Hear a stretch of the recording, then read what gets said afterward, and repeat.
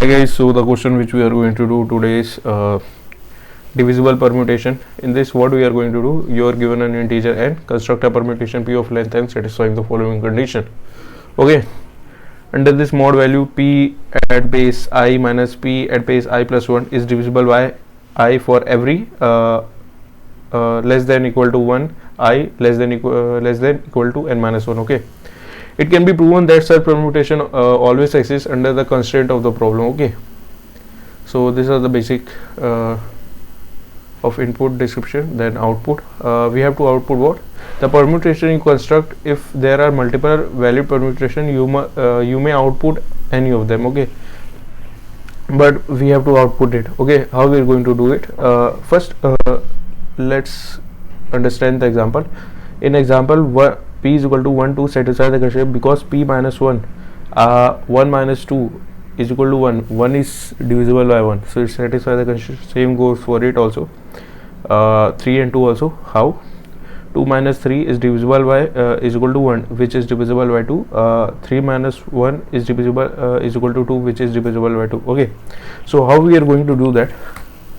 That question had taken a lot of my time, so let me explain you. First, explain this. Like for example, we have n is equal to 3. Okay, let me make it a bigger to make it.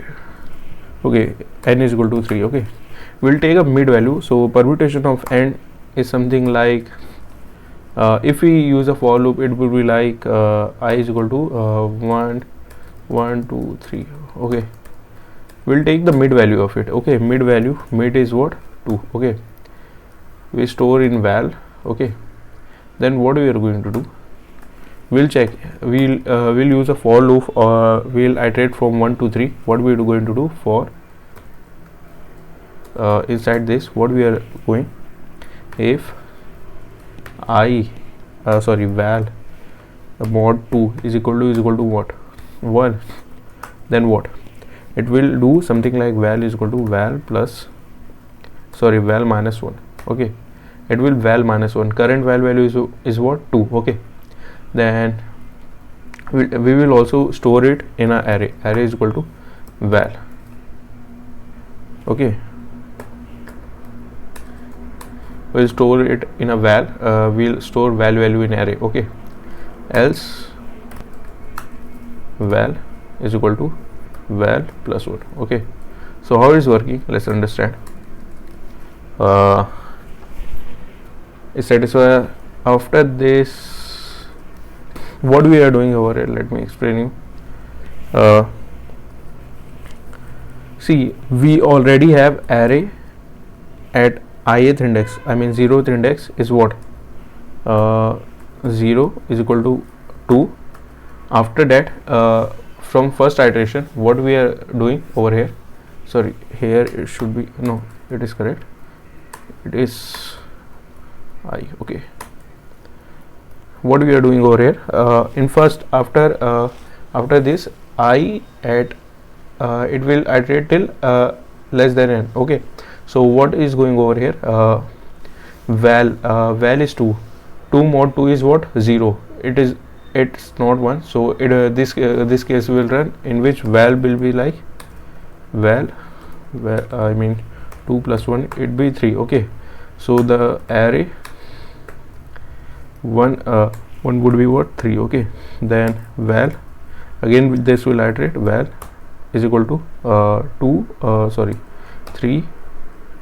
No, but yeah, it's correct. Then what after it? Val minus 2. Val 3 mod 2 is what? 1. Okay, so this condition is true. So what we are going to do, 3 minus 2. Okay, so it would be something like 1. Array dot 2 is what? 1. Okay, so the final answer is what?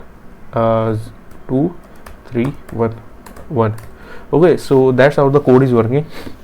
I hope you get the idea how the code is currently working. Let's write the code in detail.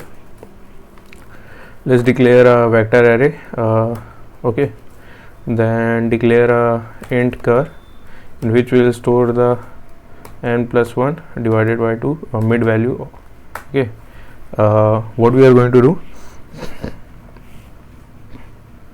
we are going to take cur is equal to array dot push back cur. Okay, then we will run a for loop int I is equal to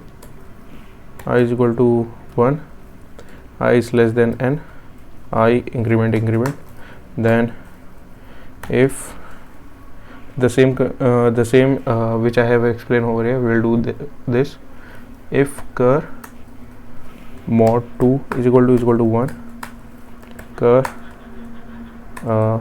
is equal to cur plus 1 plus I, else cur is equal to cur minus I.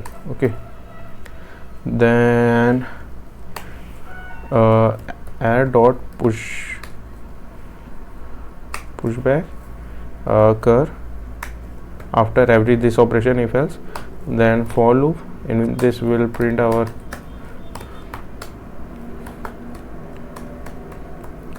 less than n, I increment, if I is greater than 0,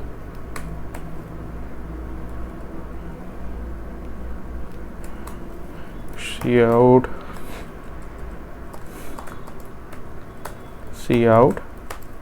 ar dot I. Okay, and cout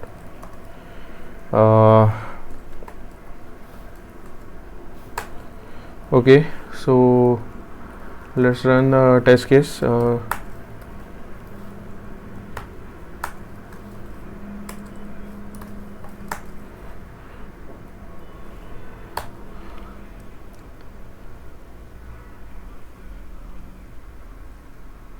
So it's compiled successfully. Let's run it.